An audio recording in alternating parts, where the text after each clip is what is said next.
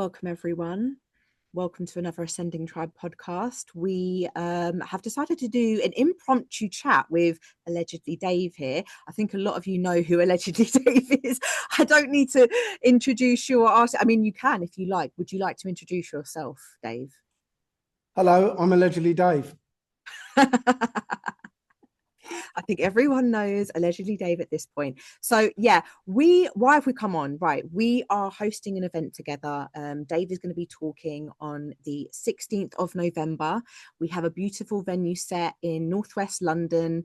I think it's NW1 is the postcode. I will double check that. I can't remember, but it's an incredible, you've remembered, yeah, it's incredible. So it's an incredible talk. This is a talk that you haven't done before, or it's based off of an extended one. Is that correct? Yeah. Okay, so what's been happening is it turns out that the talks, the last few talks I've been giving have been a series. And as I've written one talk, as I'm giving that talk, more information starts coming to me. And, after about the third or fourth time I give the talk, I've amassed so much more information that I've been able to spin that off into another talk. And then as soon as I start giving that one out, there's another one.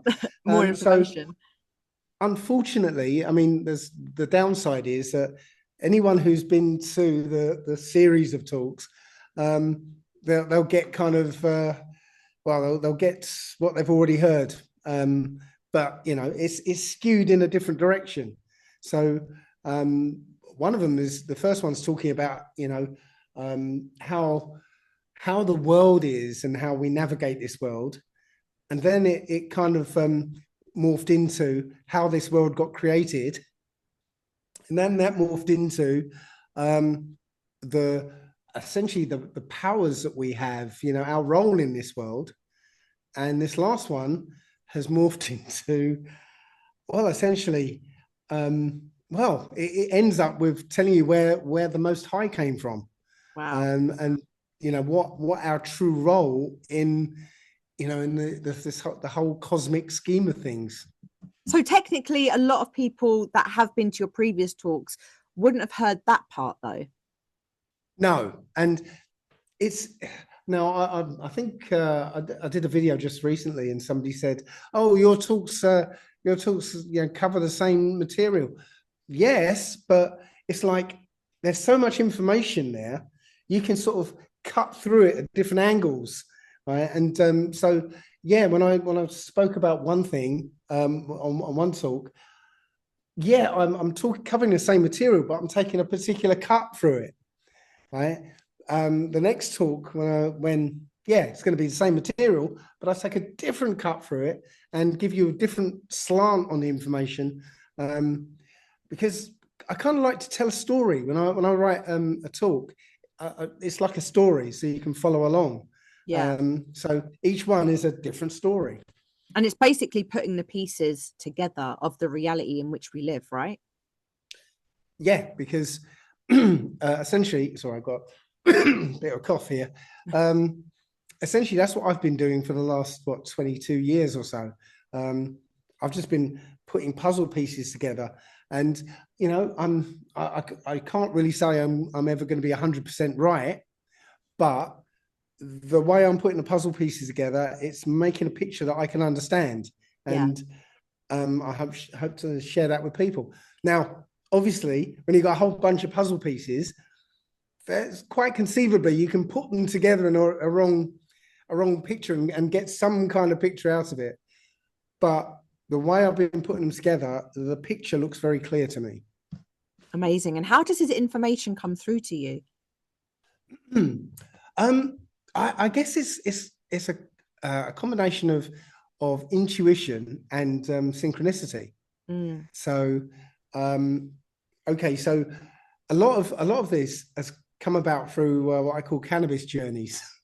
Yeah. So years ago, I was terrified out of using cannabis because I went to a party.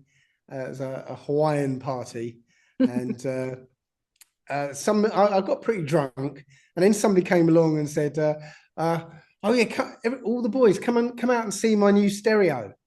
So we went out to his car, and there was no stereo. He had a plate full of brownies. Oh, Now, I didn't know that people baked it into into cakes. So I was just like, that's all of them. oh God, you And ate a load. I ate a load, and I had the worst experience of my life. I thought I was going to die, and when I recovered from it. For maybe a week or two afterwards, I thought I'd done some permanent damage to my brain because Oh, there was something wrong. Um, but so yeah, it scared me away from going anywhere near that stuff anymore.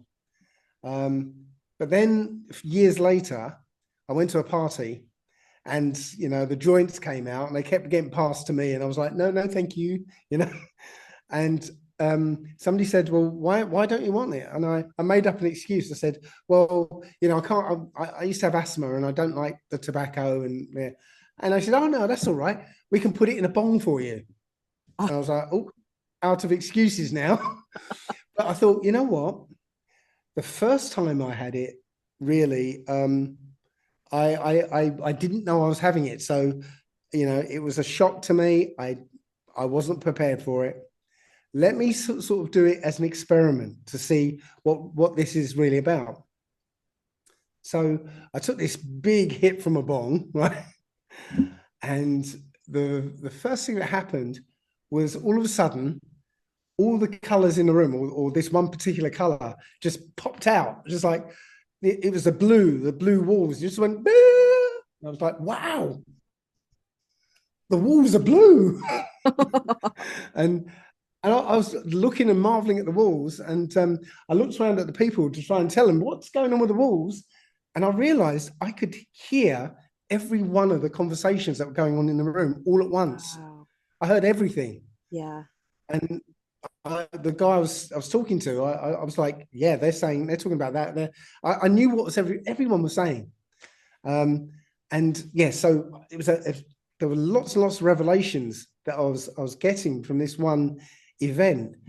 And after I kind of meditated on experience, all these bit nuggets of information just came out of that. In Mm, fact, out of that experience, one of my first talks, Telepathy in the Complete Human, came mm. directly from that experience because it Wow. told me what telepathy was. Also, because I had a stray thought when I was hearing everybody speaking, a stray thought went across my head. It just went, I wonder if everybody's doing this. And the moment I had that stray thought, all of a sudden I had the answer, yes, they are. And I had an experiment to prove it, and I had the results of the experiment and the implications of those results and what I would talk about when I'd made it into a talk. All in one package, all instantly, as soon as I had the idea. When was that So one? When was that time?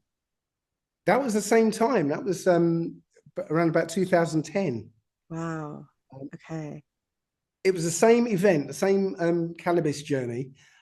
Several things happened. So that happened, and also I was able to. I was talking to somebody.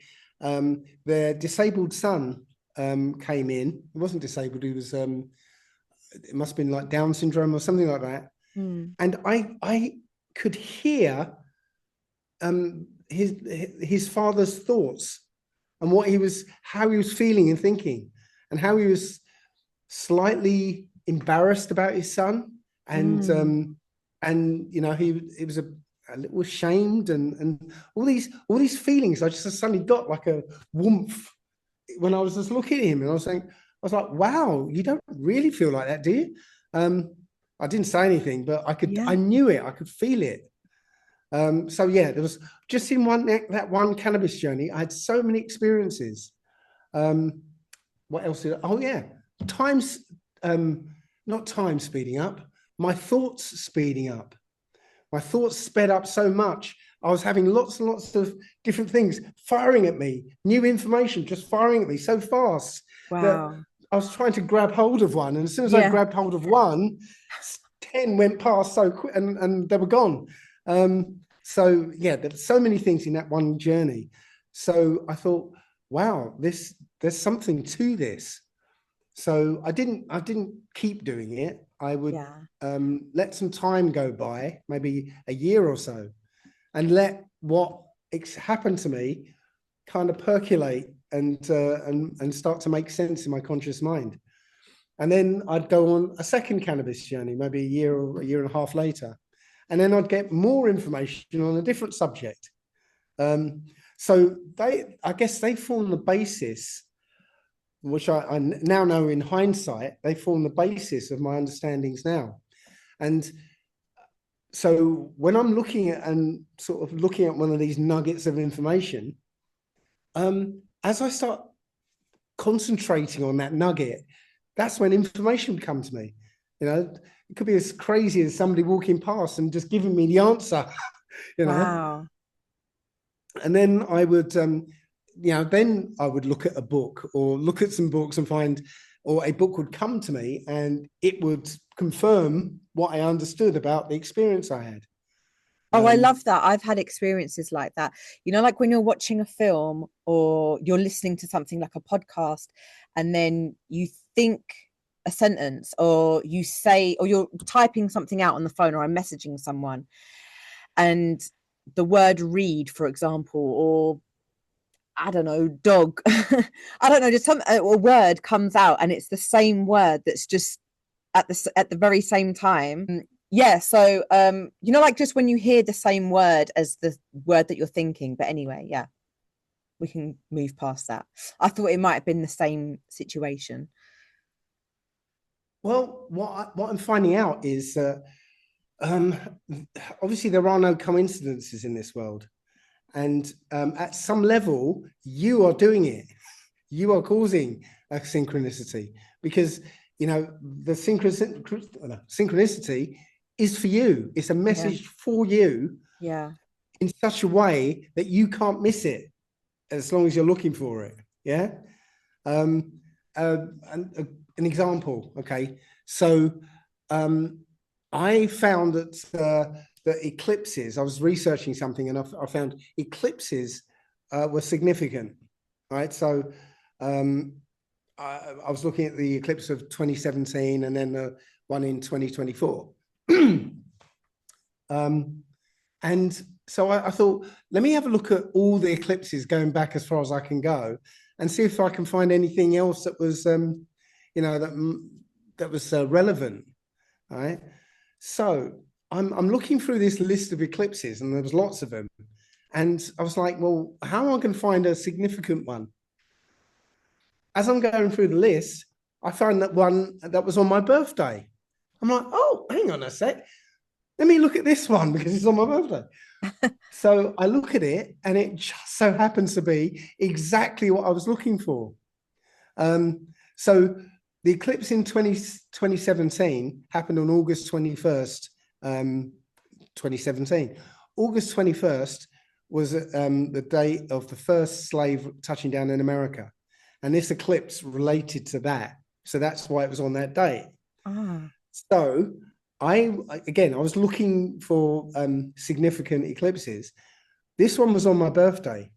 So I looked at it, and it turned out that it was in 1831 on my in February, and I looked at it, and it said it went across America, and it followed the route of the Nat Turner slave rebellion, right, which happened on August 21st, 1831. Wow. And literally, the path of the eclipse went over exactly where the slave rebellion started, followed the route of the rebellion, right? And it went through. The last stop was a place called Jerusalem, right, which is where Nat Turner actually got captured. So he was trying to get to the armory in Jerusalem, but he never quite made it there. So he never made it to Jerusalem. But literally, months before, there was the warning saying, okay, something's going to happen from here to here. And I only found it because the date it happened was my birthday. Oh my gosh. So you're saying that every eclipse is a warning, or so it has to do with some significant situation or occurrence in this reality, in this world. Is that correct in what I've just in how I've just explained it? According to the Old Testament, yes. The sun, moon, and stars are for signs and seasons. So we know the seasons, but yes, events in the sun, moon, and stars are signs. And an eclipse, I believe, is a warning, and they've always been taken as warnings throughout history. Oh wow. These days, it's entertainment now, but 1,000 years ago, you saw an eclipse, you'd run because something was coming. I mean, how would we, yeah, okay, so if it's a warning, how do we know what the thing is that's about to happen, or we can't tell what's about to happen? It's just an occurrence that happens that is warning us that something is about to happen. Yeah, that's pretty much it. It's just something dire is coming. Oh My gosh. son actually found one. There was an eclipse in 1619, right? In Central Africa. So just before the start of the transatlantic slave trade, an eclipse went across the center of Africa. Right? Several months before. I can't remember. I think it was May. So yeah, just before, just to say something's coming, guys. You know. Wow. So, oh gosh, that is so fascinating to me. So basically, you could actually, if we wanted to and spend enough time looking, but we could actually find what each eclipse meant or means. Probably. Again, I was searching for something in particular, Yeah. and again, I got the synchronicity to point me to something that was relevant to what I was looking for. And as I said, um, you're doing this. So if you're searching for something, Yeah. and you're searching for something out of like a box of 1,000 different things, you'll find that there's something relevant to you, specifically to you, that will point you to one particular one, and you go, "All right, oh, this is exactly what I'm looking for." So is it a little bit like, have you seen the film Interstellar? Yeah, Okay. And the part where he is behind the bookshelf and he's knocking, but he's obviously in a different time realm. And he's knocking to his daughter, he's knocking to himself, not his daughter. That was it. I always think of this whenever I have synchronicities or deep synchronicities like this. I always think, oh my God, is that me in a different realm guiding myself? yes, Wow. um, I always and had that feeling. Yeah, man. so in a similar vein, um, when I'm speaking, I was helping people with depression and stuff, Yeah, and I get them to realize that the source of their depression is usually a childhood trauma. So something that happened to them, say, when they're 8 years old. yeah, Okay. And if they can identify what that trauma is, I get them to imagine themselves standing. So imagine themselves as an 8-year-old standing in front of them. Okay. And sort of complaining about what they're suffering from. yeah, And you, as the adult, teaching that 8-year-old, what the real story was. Yeah. So an yeah, 8-year-old has an 8-year-old's mentality and didn't understand the trauma, yeah, but was traumatized by it anyway. But as an adult, you've got the adult perspective now, and you know what to say to that 8-year-old, right? yeah. But here's the thing: when you in that process of imagining yourself as an 8-year-old, that is you directly connecting to you as an 8-year-old in the now, right? And so your words, you know, are actually that voice talking to an 8-year-old, that voice that in your head goes, don't do that, Dave. That's all right. Don't, it's okay. It's not like that, Yeah. Um, or don't go that way, go this way. Yeah. You are the voice of your higher self because you Wow. in the future is your higher self because your consciousness is higher, is at a greater level than when you were 8 years old. Yeah, of So you course. become that voice in that child's head. Oh, I love that perspective. It makes so much sense to me. So, speaking about this event that we're doing together on the 16th of November, how can this event help people in their day-to-day life? Well, first of all, it makes you realize that this is an amazing game that we're playing. Yeah. It's you don't have to take this seriously because it is a game, and you are the one who's writing the game as well. Because I'm seeing people who are again depressed, suicidal, Mm. scared, whatever. None of it, none of it is relevant. Yeah, you don't have to be scared or upset or depressed because everything that's happening out here is a game, right? And um, games have to be or have to have some adversity to it. It can't be, just skipping through the meadow all day because where's the fun in that? Where's the interest Yeah. in that? How do you grow from that? Yeah, there Okay. has to be adversity. Yeah. Um, when I was married back in America, me and my wife used to play this video game, Crash Bandicoot, right? Oh, I used to love that game. I used to play that. So we used to play it all the time, and there was one time we got to this massive chasm, right? And we tried everything. We're like double jumping and trying to bounce off the walls and all sorts of things, and we kept falling down this chasm, yeah. And after a few days, I was with the controller, and I don't not playing this game again, right? And my son picked up the controller, right? And he jumped on a hidden brick that we didn't see on the wall and ran across the wall and got across. We're like, oh. The point is that the game designer wouldn't put in the middle of the game an impassable obstacle Yeah. because the game would end right there, even though there's more game to play. Yeah. Yeah, that it is not ever going to be impassable.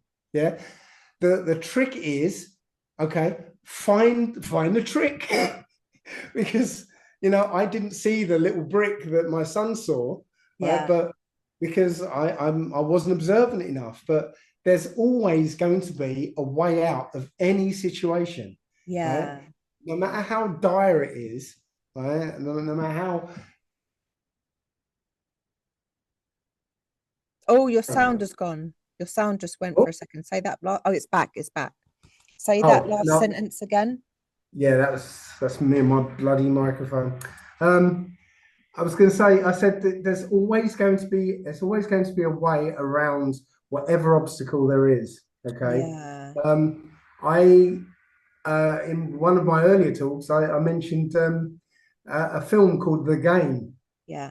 and there was a guy, Michael Douglas, got stuck in the back of he got given a window winder in halfway through the film, and he was like, "What the hell is this?" And he put it in his pocket and forgot about it. And later on, he ended up in the back of a taxi, and he got locked in the back of this taxi. The taxi driver jumped out, and the taxi went, over a quay into the water, and that was it. He's locked in the back of this taxi. He was going to drown. There's no way out, and he's panicking, and all of a sudden he stops and goes, "It's a game. It's a game." And then he remembers he's got a window winder in his pocket, and it just so happened to fit over the little window winder handle thing. And he opens the window and swims out. Right? I feel like That, I've seen that film. Yeah. I feel like I've seen that film. Yeah. yeah. So literally, and I keep saying, there's always going to be a window winder. Yeah. Yeah. Yeah. Yeah. If you treat this like a game, right, you'll find the window winder.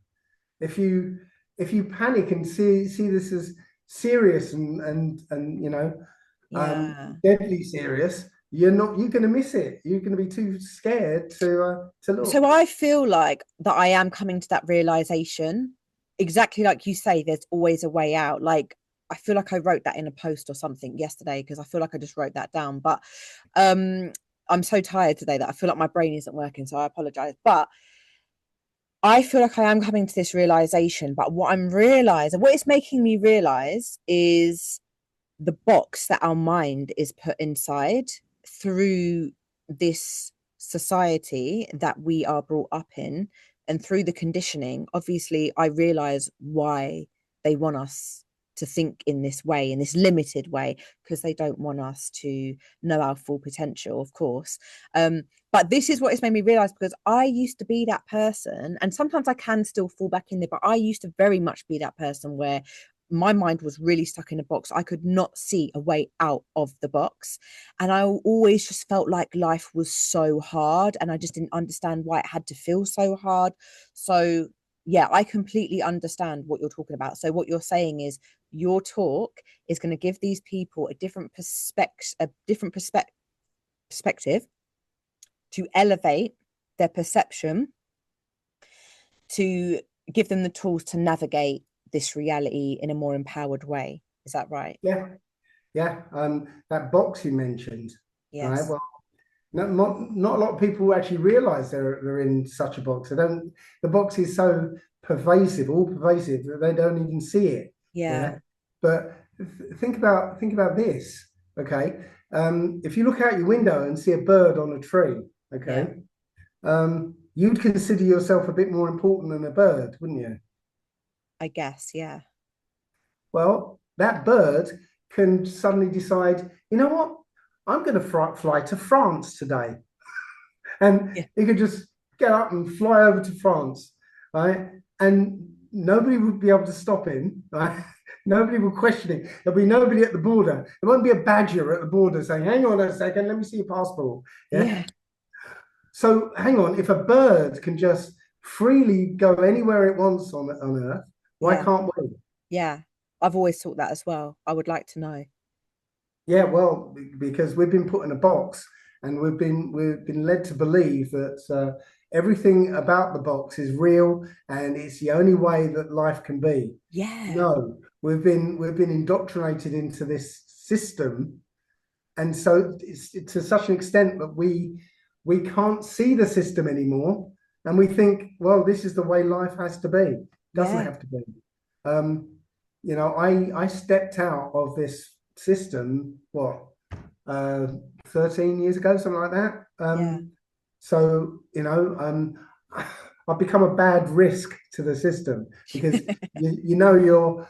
there are people betting on you every moment of your life. Yeah, the whole legal name thing. You're being floated on the stock market, and Mm. there are people betting for you and against you. Right? So if you do well in the world, right, some people win, and if you do bad in the world, if you end up in prison, other people are betting against you. They win. Yeah. So I've literally removed myself from this game or their game. So I'm now a bad risk. Nobody's going to bet on me now because my stock is just like frozen because I'm not contributing to their game anymore. Right. Yeah. And as a free spirit, I haven't got an address. I haven't got there's no link to me. I can just dive in and out of this system and not be part of it. Yeah. Um, I remember there was a film about there's a series about the old pioneer days, and um, there were these I guess French fur trappers, and literally they would just roam around, trapping furs, living off the land and stuff. And every now and again, they'd pop into the town, sell some furs, buy some booze, buy some stuff, and then out again. Yeah. Right? That's the way I feel. I'm like outside system. I'll dip in every now and again and play. Then I'm out again. Yeah. Yeah. And there are people that I guess they're not ready to live the life that you're living. in your way. And I appreciate that there's many different ways to live this life. And I guess it's about, so going back to that box, once we get our mind out of that box, well, first of all, I can now see the brainwashing now that I've had this realization of there's many different ways around things. But second of all, there are people that are very used to living in the system. They're very comfortable in the system. So, but some people also don't, they're aware of it. They're aware of the system. They don't want to be in the system, but they're comfortable. And so how do they then make that leap if they've got one foot in, one foot out, but they want out, basically? Then they don't. Essentially, right? You've got to decide, right? That you don't want to be in this system, right? Yeah, And you've made the point. There's an infinite number of ways to live outside of their system, yeah, right? And we are, as humans, blessed with a right hemisphere of the brain that basically allows you to come up with creative solutions to any problem, right? And again, that's why they don't want you using your right brain. That's why the education system is about, programming the left and keeping you in the left brain, yeah, right? If you start playing around in your right brain, you can come up with solutions, yeah, right? So, and that's it. If you had a whole population of people going their own way, right? You can't be governed. And you've got to ask, why do we need to be governed? yeah, Right? What is this progress thing that we're supposed to be going towards? Yeah, what is this? It's not a benefit to us. Progress isn't a benefit to us. yeah, Yes, we might get a few crumbs off the table, but the benefit is the control of the population. yeah. That's it. That's the only progress that we're heading to. And do Um, we know of any time that humanity has ever not been governed? yes. Well, before um, before colonialism in Africa, Yeah, there were over 100 very advanced cities in Africa. yeah, Timbuktu was one of them. You know, mm, it, right now Timbuktu in our heads is desolation, out in the middle of nowhere, nothing. Yeah, yeah, no. Timbuktu had universities, and it was a massive city, which was way more advanced than any other city. And there was about 100 of these cities around Africa. yeah, Okay. Um, the reports from, I guess, Portuguese traders from the 1300s basically said that they found a civilization where there were no doors on the houses, right? There was no crime. People lived in harmony. There was no warfare or anything. And mm, the report ended with, "We should be able to take these people over easily." Right? So that way of life was destroyed, yeah, in favor of this top-down control way of life. yeah. Do we know when this control came in? Because I've heard mixed things that it's been thousands of years and hundreds of years. Do we know exactly when this controlling power came into It's been being? sort of moving for thousands of years, but it actually started coming in about 500 years ago, in the Okay. time they call the Renaissance period. It's not what we've been told.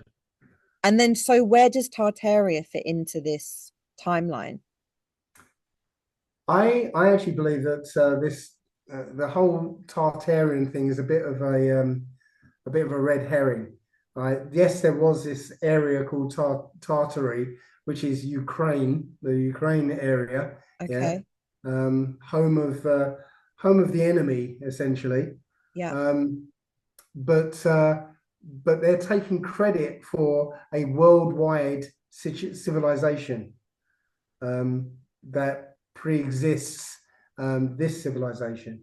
Yes. Okay, so yes, you'll find the same supposedly Greco-Roman architecture in China and the Philippines and Australia, you know, and America. It's same architecture everywhere. Yeah. Okay, so I think yeah, the people who will call themselves Tartarians call themselves something else now. Yeah. They're just taking credit for that. I see.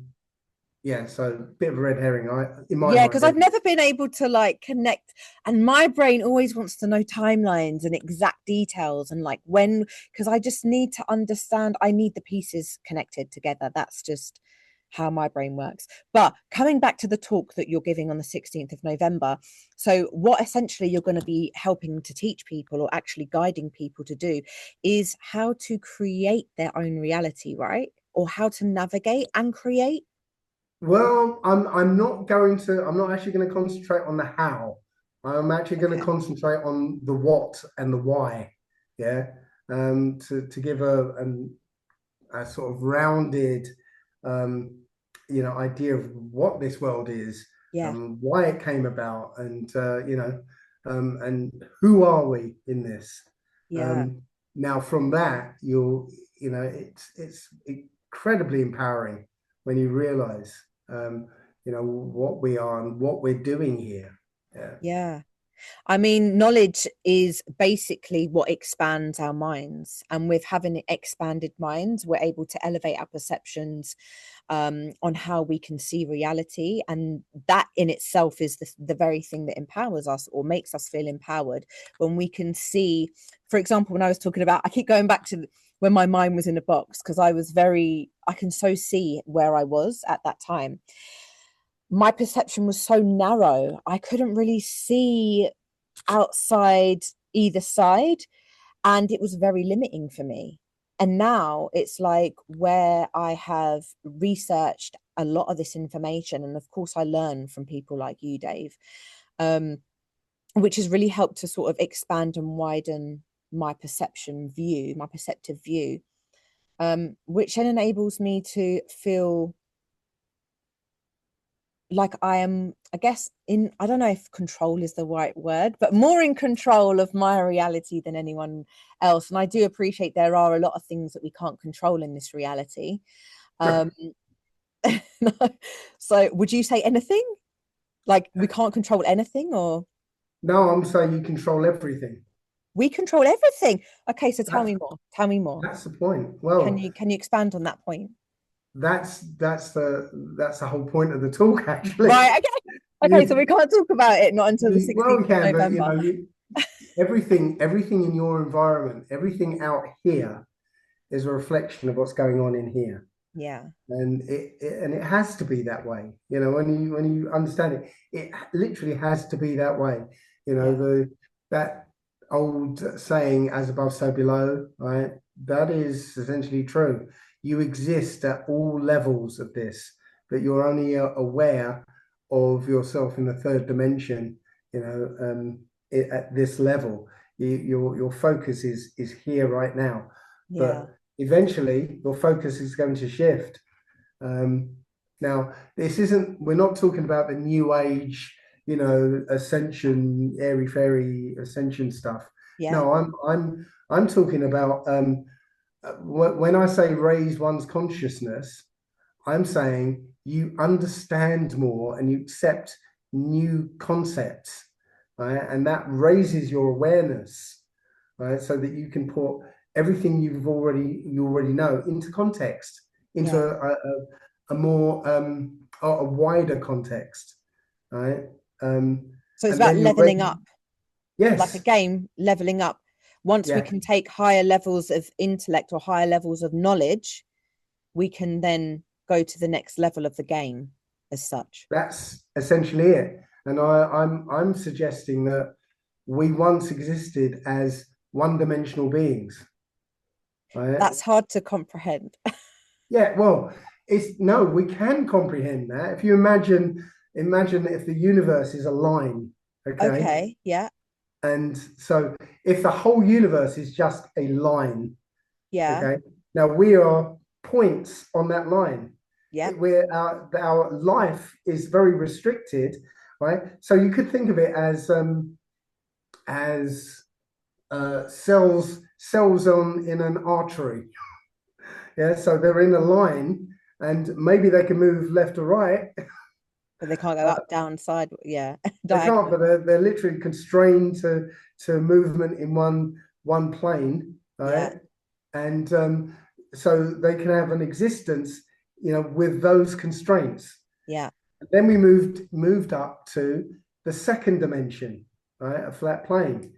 Now, again, because we're newly moved up to the second dimension, we start off thinking first dimensionally yeah, in that second dimension. So people, beings in that second dimension will be going in straight lines because they still haven't got the concept that they can literally go in circles or left, right, up, and down. But so then when we moved up to the third dimension, yes, for a long time, we were acting two-dimensionally. We didn't have the real concept of, adding height. It's yeah, only recently that maybe not recently, but we started to fly. yeah, So added a third dimension or have really tall buildings. yeah, So if we were meeting together, meeting somewhere, I'd say, "I'll meet me on the corner. Meet at the building on the corner of Palace Road and Fifth Avenue." Yeah, yeah. right. Well, that's two-dimensional thinking. The third dimension is, "I'll meet you on the fifth floor." Yes, yeah, So yeah, yeah, now, so before we had skyscrapers, that we were thinking two-dimensionally, and now we've got to the point where we're mastering the third dimension now. yes, And when we move up to the fourth dimension, now the conception I've got is that film Lucy. Do you ever see yeah, the film Lucy? yeah, Right. Interestingly, in Lucy, when her mind got to 100% and she realized she could teleport to different places, you'll notice that instead of just disappearing in one place and appearing in another, yeah, she zipped in a straight line. yes, That's three-dimensional thinking, that she has to go across distance. As her consciousness evolves, she'll realize she doesn't have to traverse that space. She can just disappear here and appear there. yeah, So I don't know if they're doing it deliberately, but it was showing that as she was moving from three dimensions to fourth, she still had three-dimensional thinking. And then she was able to manipulate time. And I yes, think that's what being in the fourth dimension or having our focus in the fourth dimension means to, to our existence. Our existence there will be manipulating our timeline and enjoying, what's it like living in the Middle Ages? Let's try that for a while. Oh, yeah, what's it like to, live in 2525? Whatever, we'll get to play around with time, play around with space, and until we master that dimension. that is so fascinating because I always felt that that's something that we could do once we pass, for example, like in this body, Alex K, once I pass, um, I've always thought, oh, my soul might want to go and try living in the Middle Ages or living in the 70s or living in the year 3000, like moving around. I have never thought of it like, oh, I'm going to come back in the next life in 2055, like after, I mean, I'll probably still be alive then, but I don't know. You know what I'm trying to say? Like, I don't feel that once we pass, it's linear. I feel like we can then come back and experience. But you're saying we don't have to wait until we pass once we evolve more into the fourth dimension. Am I correct in saying that? Yes, I think that well, we're both right in that scenario. Okay. It take a bit more explanation, Yeah. but we're both right. But yes, I think once our focus shifts to the fourth dimension, Yeah. it's going to be a different mode of existence. And my personal view, it'll be like being Lucy at 100%. Yeah. Yeah. Um, and then when we've mastered that dimension and learned the lesson of that dimension, because I think the lesson of this dimension is good and evil. Yeah. I think that's the lesson we're having to learn here, right? And not every one of us is going to make it out of this dimension. Yeah. And I think as we move up the dimensions, there's going to be fewer and fewer of us who make it into the next existences. So the talk I'm going to give will also mention what the fifth dimension is all about. Wow. And again, it's not the new age airy fairy idea of this fifth dimension. It's a natural progression of our understanding of the dimension so far. I see. Okay. This is incredible. This is so, so exciting. Okay, so just to wrap it up, we're going to be at this venue in London, which I'll have to disclose nearer the time. 16th of November. It's going to be 4 to 5 hours. You're going to be talking, and starts at 11, finishes at 5. Yeah. Yep. So we've got like a lunch break in between. And it's a nice intimate group of up to 50 people. And something else confidential and exciting is going to be happening there, which we're not going to talk about now. But this is what makes it a very unique event. So this is a one-off, allegedly Dave event, never before experienced, never before to be seen ever again either, right? No, certainly hope not. Yeah. Okay, so this is exciting. Okay, Yeah. so if you would like to sign up, I will leave the link below, or if you would like to get in touch with us, you can email connect@ascendingtribe.com and you will be able to come along to the event. It is next Sunday, not this Sunday, next Sunday, 16th of November in London, central London. So yeah, come and join us, watch Dave and experience all that he has to share with us about Adam's journey, which is what it's called, right? Adam's journey. Yep. And as I said, the mystery event in there. I think it's going to be exciting and nerve-wracking and well, I think wonderful. But we'll say it's something that you don't really want to miss because it's going to be interesting. This is literally an unmissable one. Yeah, I'm totally excited. So yeah, thank you so much for your time, Dave. And we will definitely probably do this again. I want to delve a little bit more into the fifth dimensional aspect if I'm allowed to on another call. But yeah, so otherwise, see you on the 16th. Okay. Yeah, see you on the 16th. Be Thank exciting. you.